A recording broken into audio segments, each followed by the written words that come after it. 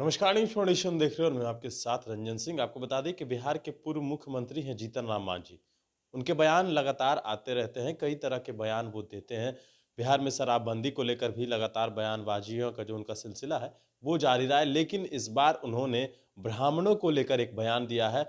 ब्राह्मणों के लिए जो है वो गाली शब्द का ही प्रयोग किया उन्होंने और साथ ही साथ जो सत्यनारायण स्वामी की कथा है, उसको भी गंदे तरीके से जो कहा जाए, वो संबोधित करते हुए उन्होंने कहा है एक मंच से जब वो बयान दे रहे थे, उस वक़्त उन्होंने यह बयान दिया है।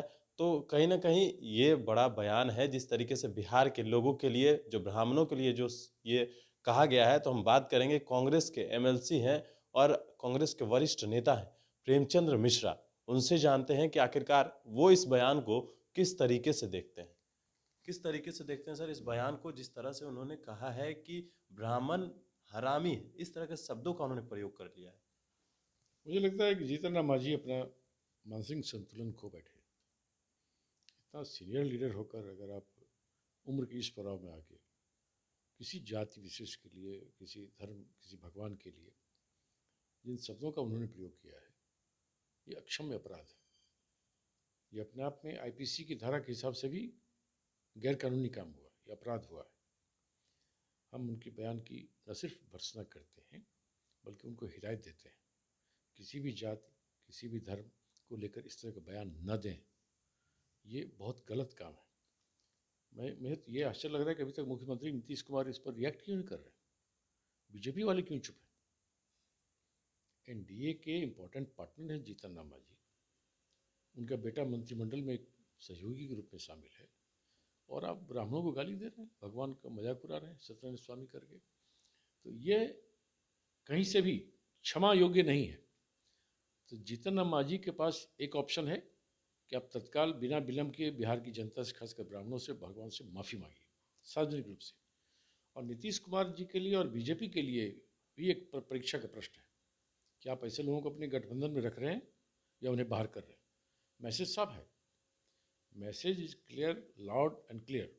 अगर आप जीतन राम मांझी को एनडीए में अभी भी बनाए रखते हैं तो माना जाएगा कि आप जीतन राम मांझी के इस बयान के साथ बीजेपी भी खड़ी है और नीतीश कुमार भी खड़े हैं। तो ये नहीं चलेगा। ये समाज में विद्वेष पैदा होगा, इससे कन्फ्रंटेशन होगा। हो सकता है ब्राह्मण लोगों में प्रतिक्रिया हो सकता है जीतन राम मांझी के खिलाफ प्रदर्शन हो। ये चीज़ अशोभनीय हो स्थिति पैदा हो जाएगी। तो मैं समझता हूँ कि स्थिति न बिगड़े और समाज में विद्वेष न फैले, तो मुख्यमंत्री से मेरा आग्रह होगा कि तत्काल आप जीतन राम मांझी को कहें कि वो लोगों से माफ़ी मांगें और उन्हें, उनके बेटे को न सिर्फ गठबंधन से बाहर करें बल्कि मंत्रिमंडल से बाहर करें। सर सवाल ये है कि जीतन राम मांझी आज उन्होंने ब्राह्मणों को गाली दी है।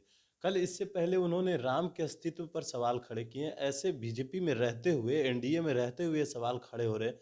किस तरह से देखते हैं इसको? ये बहुत ही अशोभनीय उनका बयान आता रहता है, और ये बयान तो सबसे अशोभनीय आया है। इस तरह के बयान के बाद भी अगर बीजेपी चुप है और नीतीश कुमार कुछ नहीं बोल रहे हैं, तो स्पष्ट है कि बीजेपी जदयू का समर्थन उनको प्राप्त है। या अपनी सरकार चलाने के लिए ब्राह्मणों को गाली देते रहेंगे क्या?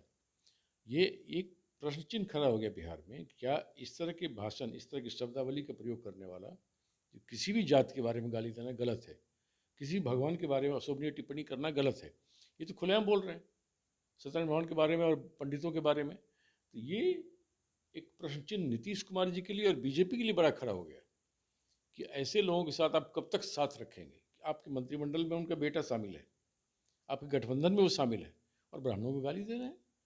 तो बीजेपी जदयू को तय करना पड़ेगा। हम एक दो दिन वेट कर रहे हैं क्या ये लोग करते हैं, नहीं तो ये माना जाएगा कि इस तरह के बयान के पीछे बीजेपी और जदयू का भी हाथ है, उनका संरक्षण प्राप्त है। तो ये इसमें कहीं से वापसी का नहीं है। बिना विलंब के मांझी लोगों से माफ़ी मांगे, ब्राह्मणों से माफ़ी मांगे, भगवान से माफ़ी मांगे, प्रायश्चित करें, और अपने उनके बेटे को नीतीश कुमार मंत्रिमंडल से बाहर करके मांझी को गठबंधन से बाहर करें।